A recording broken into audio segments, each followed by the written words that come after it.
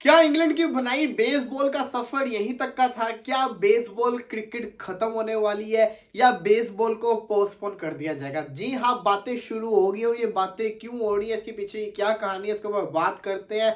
Channel को subscribe नहीं किया तो जरूर कर लें, वीडियो को भी लाइक करते हैं। सबसे पहले तो बात करते हैं यशस्वी जायसवाल की। वो लड़का जिसने अपने पिछले 2 मैचेस के अंदर 22 साल के लड़के ने 200 मार दिए और पूरी दुनिया में अपनी तबाही मचा दी कि इवन के हर बंदा इस पर यशस्वी जायसवाल की तारीफें कर रहा है। कोई ऐसा बंदा नहीं है जो उसके बारे में नेगेटिव बोल रहा है, क्योंकि उसने अपने बल्ले से साबित किया है। इसी के दौरान के अंदर एक टेस्ट क्रिकेट का, स्पेशली इंग्लैंड का एक बहुत बड़ा नाम, जिनके नाम के साथ सर लगता होता है, अगर सर इंग्लैंड के किसी प्लेयर के साथ लग जाए, इसका मतलब यह है कि उसने बहुत बड़े अचीवमेंट हासिल किए हुए क्रिकेट के अंदर।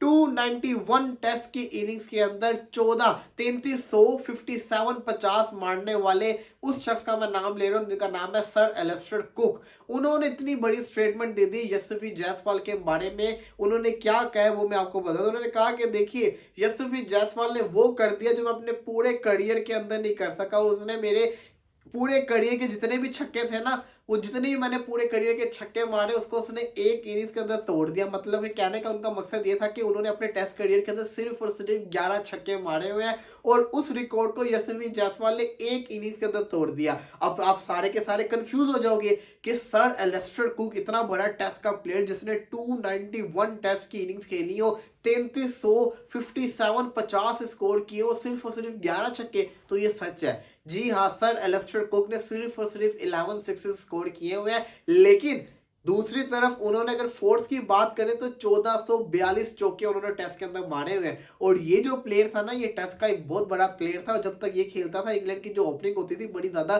स्ट्रॉन्ग नजर आई थी। बड़े ही पक्के किस्म के ओपनर थे। 3300 मारना कोई आसान बात नहीं होती, बहुत बड़ा अचीवमेंट होता है। तो इन्होंने ये स्टेटमेंट दिया, उसका मतलब है कि कोई ना कोई तो दम है ना। और यशस्वी जायसवाल की यही नहीं, हर कोई तारीफें कर रहा है, हर बंदा तारीफें कर रहा है और हर कोई कह रहा है कि बहुत शानदार किस्म का प्लेयर है। अपनी नेचुरल गेम ही खेले, ऐसे ही खेलेगा, ऐसे ही फायदा होगा। इंडिया के कोच ने भी ये कह दिया कि जो रोहित शर्मा और यश जडेजा की जो पार्टनरशिप थी 33 के ऊपर 3 आउट के बाद, उस पार्टनरशिप के बाद से जो इंडिया की गेम के अंदर जो ग्रिप थी ना, वो ज्यादा मजबूत हुई थी। दूसरी तरफ अगर मैं बात करूं तो जो अपडेट आ रही है वो ये आ रही है कि जसप्रीत बुमराह चौथा टेस्ट मैच नहीं खेलेंगे। जी हाँ, बूम बूम बुमराह चौथा टेस्ट मैच नहीं खेलेंगे, इनकी जगह किसी और को रखा जाएगा। और केएल राहुल चौथा टेस्ट मैच खेलने आ रहे हैं, तो इसका मतलब यह है कि रजत पाटीदार को बिठा दिया जाएगा और केएल राहुल चौथा टेस्ट मैच खेलेंगे। दूसरी तरफ जसप्रीत बुमराह चौथा टेस्ट मैच नहीं खेलेंगे। अब जो इंग्लैंड मीडिया इंग्लैंड के ऊपर क्रिटिसाइज कर रहा है, वो क्यों कर रहा है? देखिए, वजह सामने ये आती है कि बेशक बेसबॉल के स्टैट्स बड़े अच्छे इंटरटेनिंग है, टेस्ट क्रिकेट को इंटरेस्टिंग कर दिया, इंटरटेनिंग कर दिया हुआ। बेन स्टोक्स का कैप्टनसी का रिकॉर्ड भी अच्छा चल रहा है, जो कि अब पिछले कुछ दिनों से खराब हो रहा है, लेकिन उससे पहले तो उनका रिकॉर्ड पर अच्छा चल रहा था। हो क्या रहा है, जो बड़ी सीरीज थी वो सारी की सारी इंग्लैंड ड्रॉ कर रहा है। ऑस्ट्रेलिया के खिलाफ जो एशेज था वो ड्रॉ हो गया।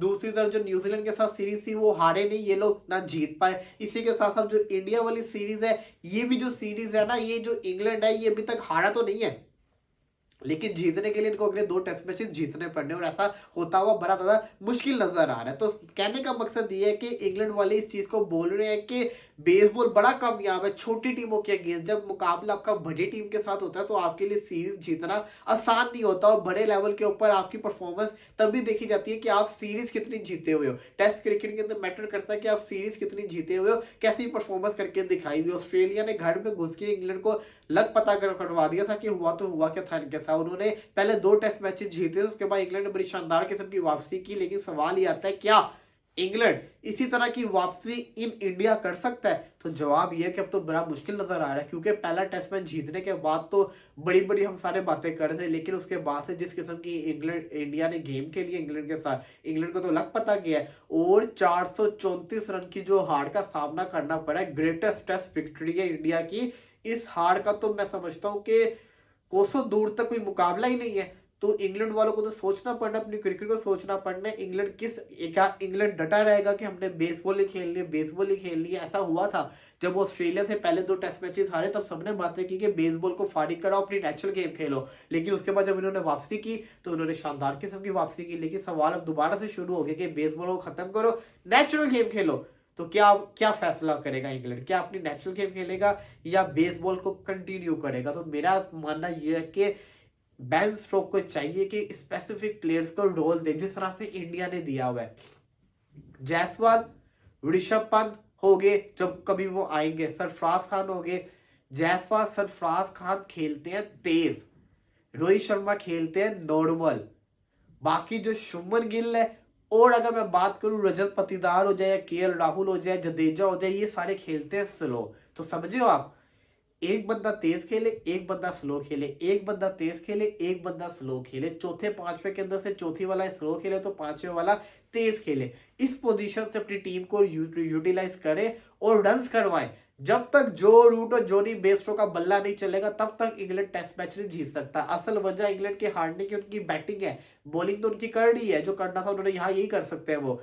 बैटिंग असल मसला है, और बैटिंग कैसे चलेगी जब तक जो रूट और जोनी बेस्टो नहीं चलेंगे। तो ये बहुत ज्यादा जरूरी है इनका करना, तभी कुछ होगा। बात करते हैं थोड़ी पीएसएल की। पीएसएल की अपडेट ये है कि लाहौर कलंदर के सिकंदर रजा और कार्लोस ब्रैथवेट ने ज्वाइन कर लिया। कार्लोस ब्रैथवेट आए शाय होप की जगह, जो कि शाय होप टीम में सेलेक्ट है, वो आएंगे आगे जाके अपनी टीम को ज्वाइन करेंगे। लेकिन उससे पहले अब कार्लोस ब्रैथवेट आ गए तो वो टीम का पार्ट हो गया। सिकंदर रजा के आने से लाहौर की बॉलिंग काफी ज्यादा स्ट्रॉन्ग हुई होगी। इसी के साथ अगर बात करें तो कोयटा की टीम बड़ी खतरनाक नजर आ रही है। कराची अपने लगातार मैचेस हार है, कराची के ऊपर बड़े सवाल पूछ उठ रहे हैं। कराची का अब जो हालात ये हो गए हैं, कराची हाईएस्ट जिसको कहते हैं ना लीड कर रहा है टेबल के अंदर, सबसे ज्यादा डिफीट्स के अंदर 50, जिसको कहते हैं ना जिस टीम के डिफीट हुए पीएसएल के अंदर उसका नाम है कराची किंग्स। तो कराची किंग्स को मुबारक हो के 50 उन्होंने लगातार अपने मैचेस हार लिए। लगातार तो नहीं, खैर 50 मैचेस हारने वाली वही टीम कराची किंग्स बन चुकी हुई है। इसी के साथ अगर बात करें तो अब से आईपीसी का कंट्रोल नहीं रहेगा पीसीबी के ऊपर। कैबिनेट का डायरेक्ट जिसको कहते हैं ना कंट्रोल होगा। जो पीसीबी होगी वो प्राइम मिनिस्टर के डायरेक्ट अंडर होगी, उनको आईपीसी को रिपोर्ट करना नहीं होगा। तो ये अभी तक की लेटेस्ट अपडेट थी। और मोहम्मद हफीज ने ये कह दिया कि 2 महीने मुझे लगे बाबर आजम को कन्विंस करने के लिए कि 1 डाउन के ऊपर है। अब हफीज आ गया, हफीज ने ऐसी ऐसी बातें खोल ली है, ऐसे ऐसे बातें करेंगे। जब हफीज इधर बैठ के एनालिसिस कर रहे हो तो ऐसा लगता है इनसे अच्छा कोई इंसान नहीं है। जब ये टीम के अंदर जाते हैं तो ऐसा लगता है इनसे बुरा कोई इंसान नहीं है। तो ये भी बड़ा बड़ा मसला है। तो अब ये भी देखने की क्या चक्कर है, इसके ऊपर भी बाद में डिटेल से बात करेंगे। फिलहाल के लिए इजाजत दीजिए, फिर हाजिर होंगे, तब तक के लिए अल्लाह।